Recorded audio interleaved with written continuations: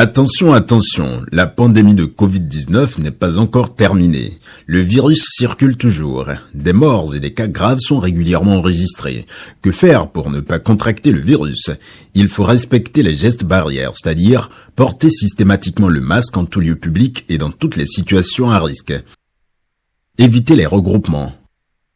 Observer la distance de sécurité d'1 mètre au moins entre individus. Se laver fréquemment les mains à l'eau et au savon ou les désinfecter avec du gel hydroalcoolique. Nettoyer régulièrement les surfaces ou objets avec lesquels les mains peuvent être en contact, à savoir table, téléphone portable, poignée de porte, volant ou guidon lorsqu'on n'est pas seul à conduire les véhicules ou que les objets sont manipulés par plusieurs utilisateurs. Pour tout savoir sur l'épidémie du coronavirus au Bénin, rendez-vous sur le site web www.gouv.bj/coronavirus. Ceci est un message du gouvernement de la République du Bénin.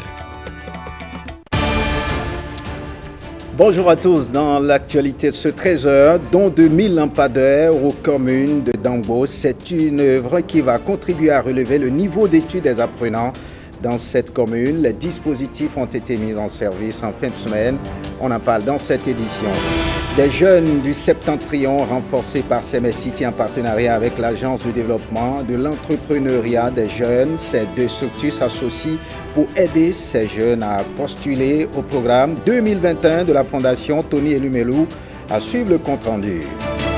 La liste des joueurs convoqués pour les 2 dernières journées des éliminatoires de la CAN 2021 a été rendue publique par le sélectionneur national. Que peut-on retenir? À suivre le compte-rendu dans ce 13h.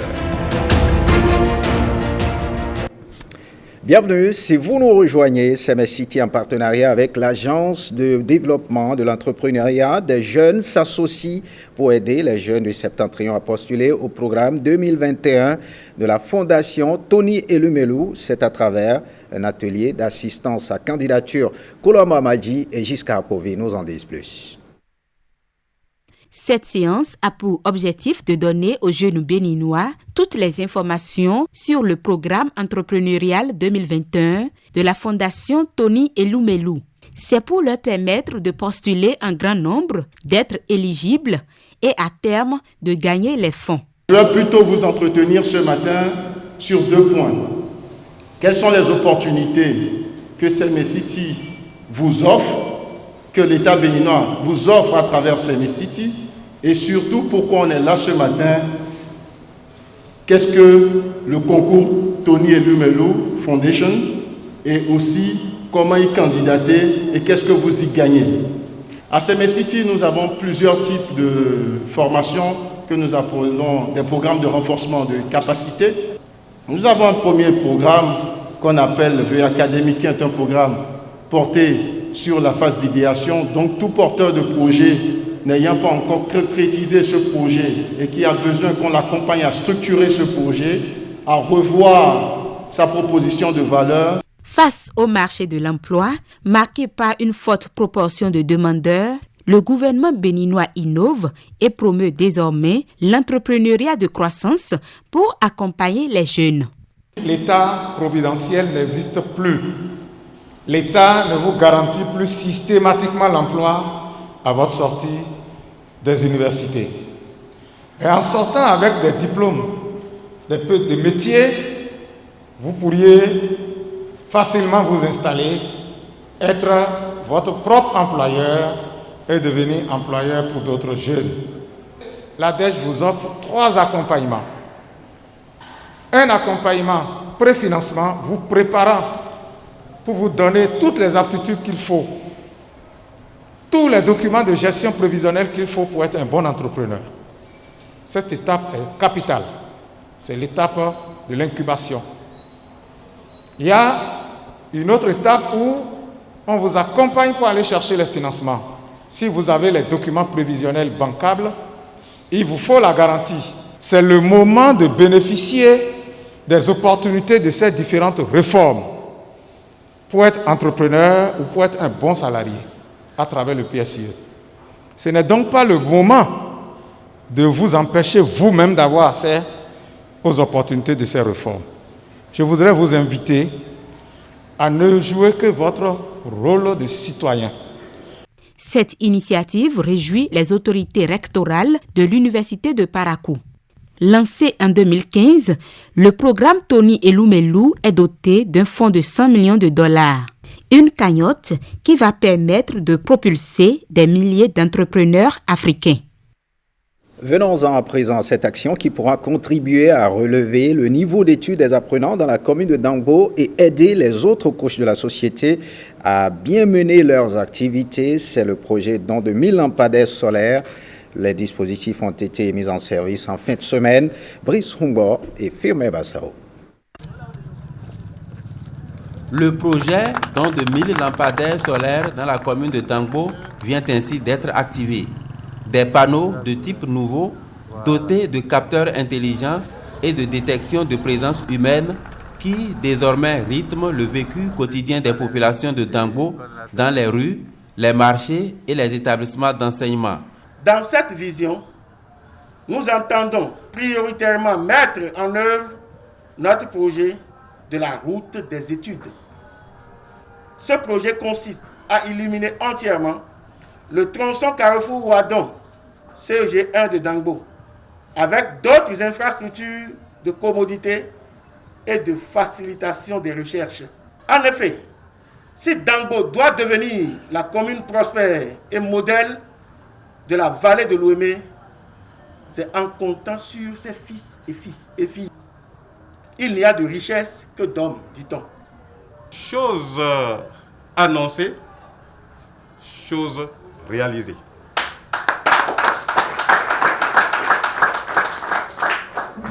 Et tout à l'heure, il me fait encore la confidence de ce que ça ne s'arrête pas aux 100 lampadaires, mais qu'il a prévu 1000 lampadaires pour la commune et toute la commune de Dangbo.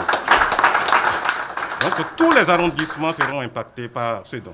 Qui donne la lumière, reçoit la lumière. Vous nous avez enlevé des ténèbres pour la lumière. Vous êtes bénis. Depuis quelques années déjà, l'homme passe aux yeux des populations de Dangbo comme un mécène, et ce, à juste titre. Je m'en voudrais de ne pas citer quelques actions, à savoir l'organisation de coopératives de production au profit des femmes, les TDJ seront entièrement gratuits au profit de nos candidats aux examens, la course culturelle et touristique Keke Adjato au profit des hommes, l'émission de Tata Inès au profit de nos petits-enfants et écoliers de Dangbo, le parrainage à 100% de la formation organisée par une ONG de la vallée de l'Ouémé au profit de la jeunesse de Dangbo. Ce n'est que le début, car beaucoup de choses restent à faire. Ce don de 1000 lampadaires pourra contribuer à l'épanouissement de toute une jeunesse et en particulier améliorer les conditions d'études des apprenants. Voyons autre don pour réduire le temps d'intervention des secours et assurer une meilleure couverture des risques. La France met à nouveau à la disposition du Bénin un lot de matériel précieux à Kouéronou et Mathieu Soukanou nous en disent plus. Une voiture ambulance aménagée avec des équipements de pompe secours pour venir en aide aux personnes en situation d'urgence. Ce matériel vise à améliorer la qualité de la prise en charge. Dans le cadre de notre partenariat, la France met à votre disposition des matériels qui vont vous permettre de satisfaire des besoins qui ont été définis en commun.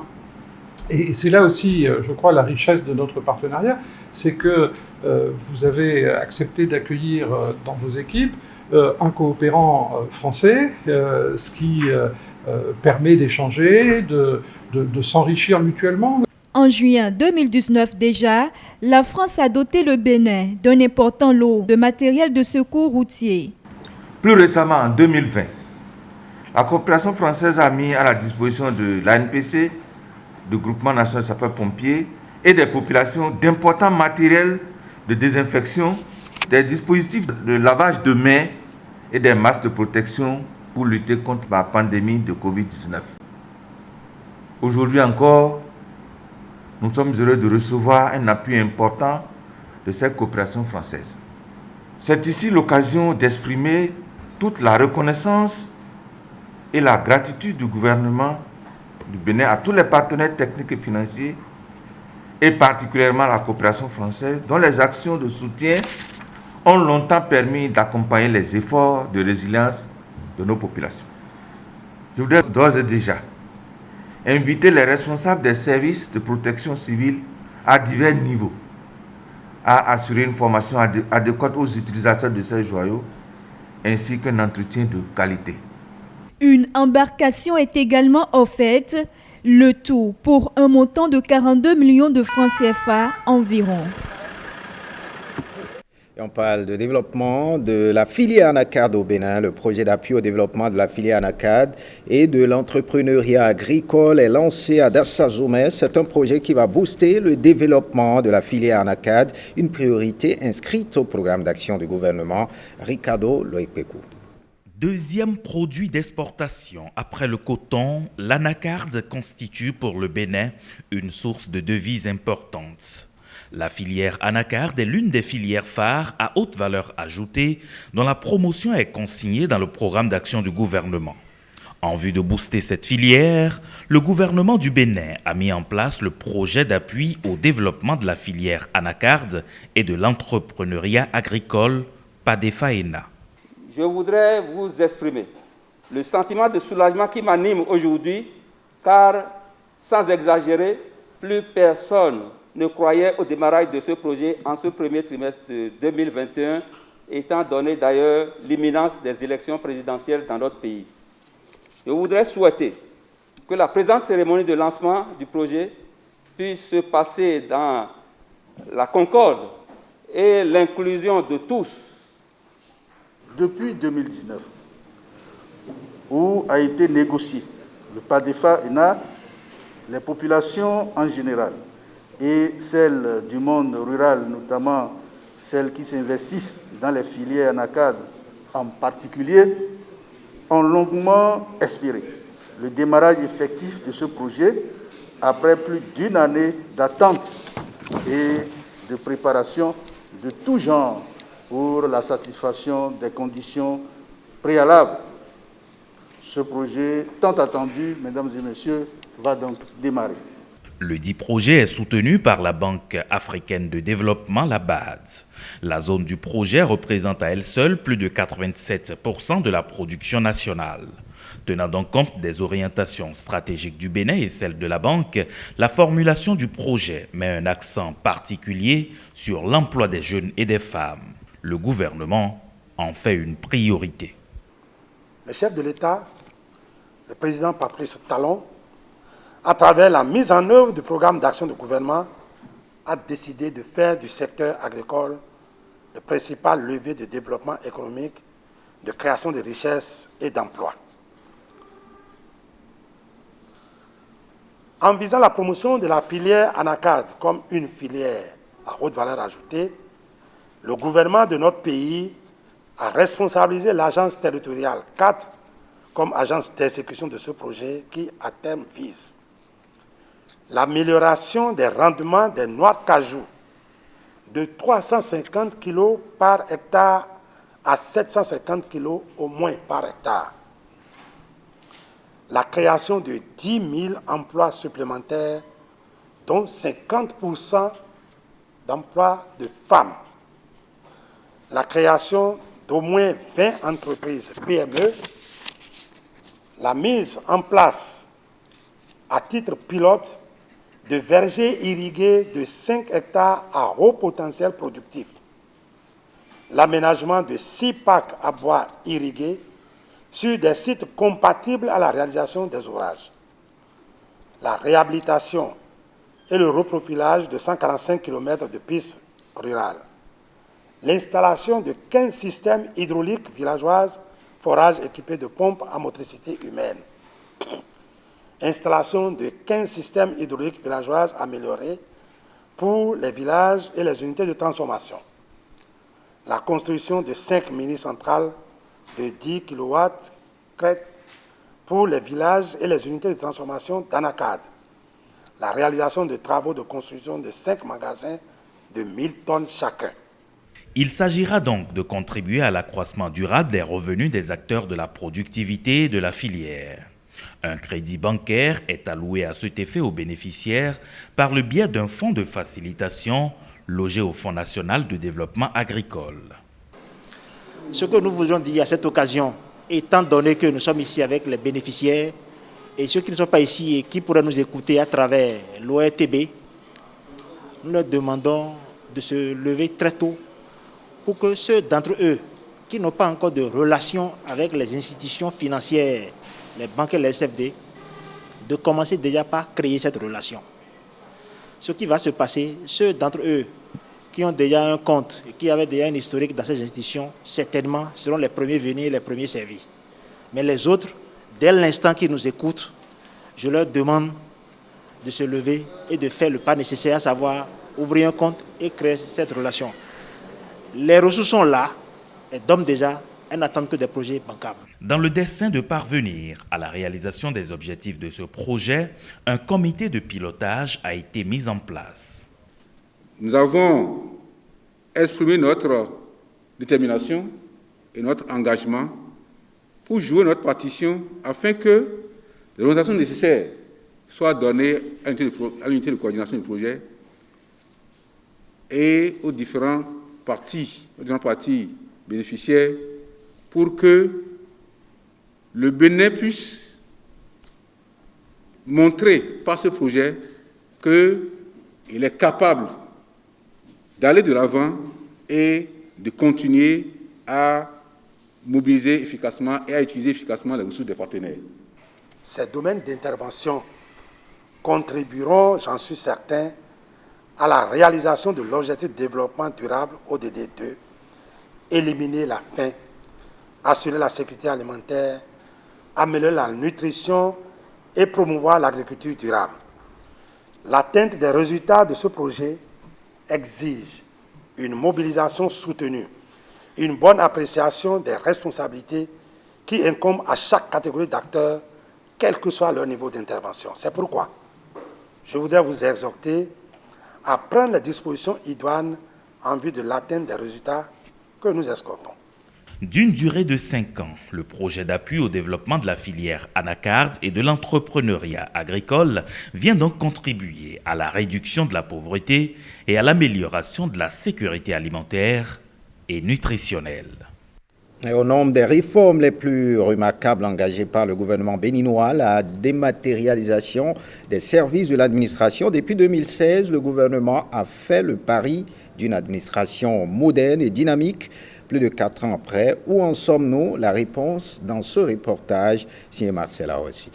Depuis l'avènement du régime de la rupture en 2016, l'administration publique béninoise, tout comme d'autres secteurs, connaît une vague de réformes. L'objectif à terme, c'est d'instaurer une administration qui soit véritablement au service du développement de toute la nation, et ceci par la mise en œuvre de l'action numéro 1 intitulée « Dynamiser et moderniser l'administration » et de l'axe 2, notamment « Améliorer la gouvernance ». De nombreuses études ont alors révélé que les mécanismes utilisés par le passé ne permettent pas de donner pleine satisfaction aux usagers en raison de plusieurs facteurs, notamment le népotisme, le clientélisme, la corruption, la lourdeur administrative et bien d'autres tares. C'est donc pour corriger cet état de choses que le ministère du Travail et de la Fonction publique a initié la dématérialisation des actes administratifs de gestion afin de réguler le contact usager-client, client-acteur d'une part et véritablement moderniser l'administration publique d'autre part. Dans plusieurs communes du Bénin, les retombées de cette réforme sont déjà perceptibles dans l'administration, de quoi s'en réjouir. Et par rapport au suivi de carrière, nous sommes très contents parce que nous ne souffrons plus trop pour avoir nos actes. Sinon, auparavant, c'était vraiment difficile, surtout pour nous qui sommes à l'intérieur du pays. À tout moment, il faut se déplacer sur Cotonou. Les frais ne sont pas faciles, le logement, tout ça là. Ça nous créait trop d'ennuis. Ou soit tu fais passer ça par la voie hiérarchique et au finish, tu ne retrouves plus les traces. Et le dossier se perd, on peut fournir 3 à 4 fois le dossier avant d'avoir son acte. C'est très facile maintenant. Il faut dire qu'on n'y croyait pas, mais peu de temps après, on s'est aperçu que les choses qu'on faisait avec grande difficulté, les documents dont on entrait en possession après de grandes recherches sont venus facilement à notre portée. Par le passé, par exemple, il fallait se rendre à la poste pour avoir sa fiche de paie. Et aujourd'hui, avec nos Android, on parvient à les télécharger directement. Par le passé aussi, les actes de carrière, pour les avoir, c'était pas facile. Mais aujourd'hui, on peut directement aller sur la plateforme du ministère de la fonction publique et avoir accès à ces documents, ces actes de carrière là. Par rapport aux actes de carrière, concernant les contrats de travail, les avenants et autres titres, on peut aller sur la plateforme en suivant les instructions et les étapes et pouvoir les télécharger. Donc, et pouvoir faire l'impression de ces actes pour pouvoir déposer ça acquis de droit au moment opportun. Et par le passé, il fallait voyager. Et ce n'était pas certain quand vous allez à Cotonou en une journée que vous les obtenez. Il fallait faire 3 jours au moins, voire une semaine, donc taper à plusieurs portes avant d'obtenir ces actes. Avec les avantages de ces nouvelles réformes, le Bénin fait un bond qualitatif dans la cour des grandes nations du numérique. La présente cérémonie consacre la remise officielle symbolique des actes à vos représentants et le lancement officiel de la plateforme délocalisée au ministère des Enseignements secondaires, techniques et de la formation professionnelle. Au-delà de cet acte symbolique, nous célébrons la réduction des tracasseries faites aux usagers clients pour une administration performante et mettre fin à la longue attente de ces actes par leurs bénéficiaires. Cela facilite également la tâche au ministère de l'économie et des finances, le ministère payeur qui doit tenir compte de ces actes de carrière pour pouvoir mettre à disposition les ressources nécessaires à l'agent qui en a droit. Je pense que nous venons de poser, grâce au ministère du Travail et de la fonction publique, un pas important dans la gestion dématérialisée des actes de carrière de notre personnel. Dans ce cadre toujours, le ministère du Travail et de la fonction publique a déjà entamé l'extension du système intégré de la gestion des ressources humaines, SIGRH, à quelques ministères sectoriels, dont celui chargé de l'enseignement secondaire. Ce département a acquis 10 postes ordinateurs du système en question, ce qui permet en 2020 la prise de 420 actes d'avancement au profit de 12 000 agents.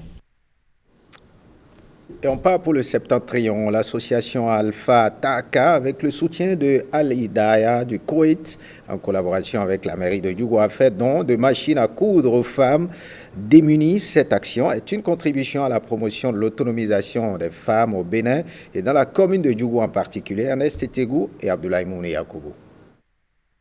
Des machines à coudre pour les femmes démunies de la commune de Djougou, une œuvre de charité de Alpha Taka, avec l'appui financier de l'association koweïtienne Al Hidayah.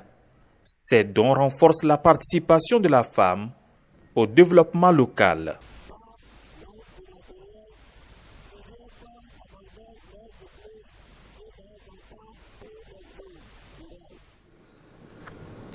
Voilà quelques soucis avec cet élément. Nous y reviendrons dans nos prochains journaux. On l'attendait depuis un moment. Elle est enfin disponible. La liste des joueurs convoqués pour les 2 dernières journées des éliminatoires de la CAN 2021 a été rendue possible, a été rendue donc publique par le sélectionneur national. Que peut-on retenir? Eman Rodrigue-Amégan et Louis Koudoubo. Jamais Michel Luchué ne s'est donné autant de mal pour publier une liste. Effectivement, ça a été une semaine vraiment compliquée, mais je pense que je ne suis pas le seul dans ce cas. La différence, c'est que nous avons été plus impactés que d'autres, parce que nous avons énormément de joueurs qui évoluent en France. Sur 31 préconvoqués, il y en a 18 qui sont en France. Et donc d'apprendre que parmi ces 18-là, vos 7 titulaires ne pourront pas venir, 7 joueurs sur 11, effectivement que ça donne mal à la tête. Le casse-tête rangé, place à la préparation. 23 joueurs sont convoqués par le technicien azuréen. Nous aurons 3 gardiens avec Saturnin Lagbe, Fabien Farnol et Marcel Danginou. 8 défenseurs avec Khaled Adeno, Moïse Adileou, Youssouf Assogba, Sedou Barazé, Cédric Untonji, Emmanuel Imorou, David Kiki et Johan Roche. Les milieux avec Jordan Adeoti, Matteo Alinvi, Jérôme Bonou, Cécile Almeida, Rodrigue Kossi et Anan Tidjani. Les attaquants avec Jacques Besson, avec Jodel Dossou, avec Marcelin Coupeau, avec Steve Mounier, Michael Poté et Sebio Soukou. À ce G23 s'ajoute Stéphane Sessegnon, sans club depuis la résiliation de son contrat avec Ginclair Birligui en août 2020. 7 mois que le capitaine des Écureuils ne joue plus et de fait a perdu de vue la sélection. Il y retourne cette fois-ci avec un statut bien particulier. Michel Dussuet parle d'invité spécial. Jouera ou jouera-t-il pas? Le sélectionneur n'a pas vraiment tranché. Très honnêtement, c'est difficile de savoir le niveau de performance de Stéphane à l'heure actuelle. Donc, voyons les séances d'entraînement, voyons comment ça se passe. Comme je l'ai dit tout à l'heure, voyons quel est son rendement sur les séances d'entraînement avant de pouvoir s'engager sur du temps de jeu ou pas du temps de jeu. Absent à ce rendez-vous, Olivier Verdon de Ludogorets en Bulgarie et Rudy Michel Gestet de Melbourne Victory en Australie, tous deux retenus par le club. Marcelin Coupeau et Jacques Besson, eux, retrouvent à nouveau la sélection. Concernant Jacques Besson et Marcelin, ce qui plaide en leur faveur, c'est leur performance en club. Jacques est revenu à Béja, dans une équipe qui ne joue pas à l'euro de tableau, il a marqué 5 buts, ce qui le rapproche déjà des meilleurs buteurs en Tunisie. Donc ça veut dire que c'est une vraie performance. J'ai eu aussi l'occasion de voir ses matchs, de voir ses prestations. Et Marcelin, je dirais la même chose. Il est parti chez le champion d'Algérie et il a fait d'excellentes choses avec sa nouvelle équipe du Belouizdad, que ce soit en championnat, que ce soit en Coupe d'Afrique. Donc là, ce sont des joueurs qui sont actuellement dans de bonnes dispositions et qui méritent d'être là selon moi. Le Bénin affronte le Nigeria ce samedi 27 mars au stade Charles de Gaulle de Porto Novo. Un match couperait dans la course pour Cameroun 2021. Un premier joker avant celui du 30 mars à Freetown face à la Sierra Leone. Et ce journal se refait. Merci de l'avoir suivi. Bonne suite des programmes sur l'ORTB. Passe en vous.